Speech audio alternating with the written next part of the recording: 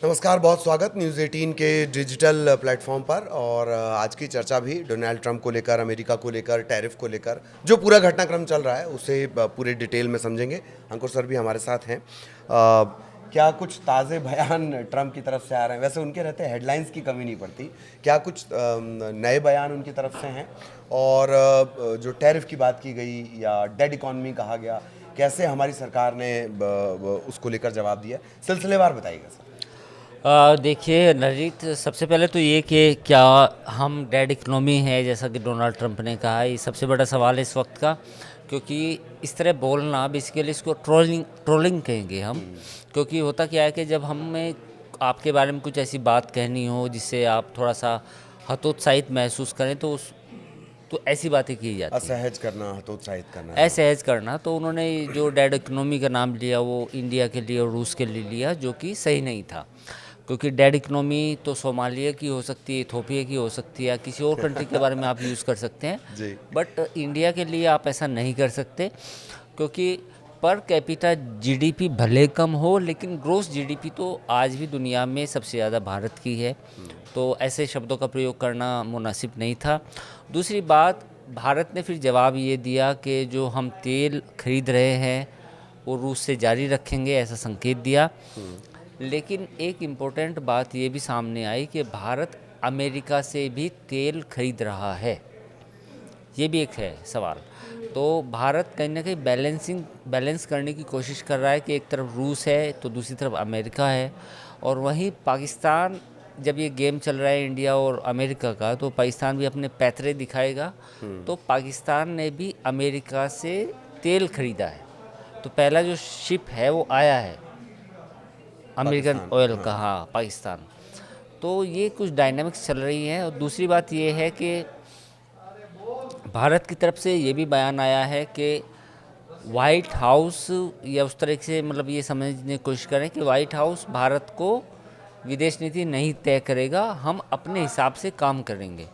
तो एक ये भी पॉइंट है। दूसरा पॉइंट ये है कि जो F-35 विमानों की जो बात हो रही थी, वो मामला कहीं ना कहीं अब खटाई में पड़ता हुआ दिख रहा है।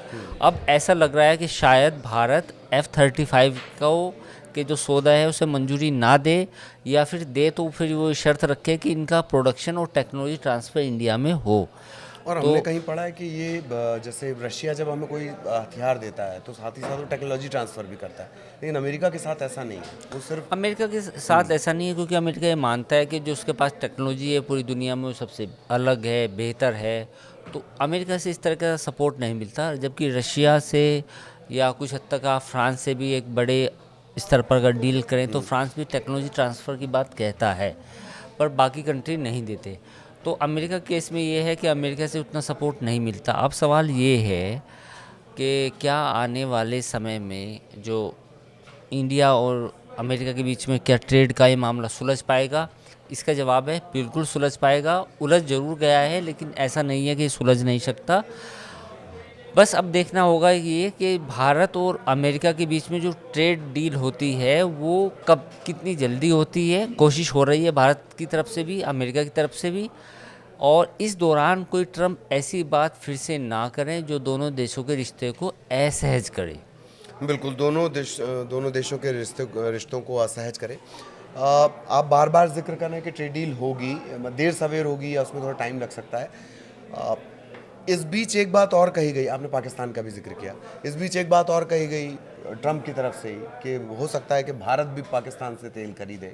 तो पाकिस्तान के सहारे क्या ये ट्रेड डील को लेकर एक दबाव है, पाकिस्तान का नाम ले लेकर? देखिए, क्योंकि पाकिस्तान का नाम एक केवल प्रेशर बनाने के लिए लिया गया है अमेरिका की तरफ से, ताकि भारत प्रेशर में रहे।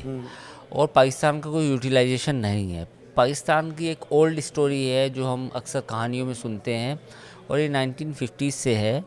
और वो स्टोरी ये है कि पाकिस्तान में एक तेल का बड़ा कुआं मिल गया है। वो कुआं इतना बड़ा है जितना सऊदी अरब में है।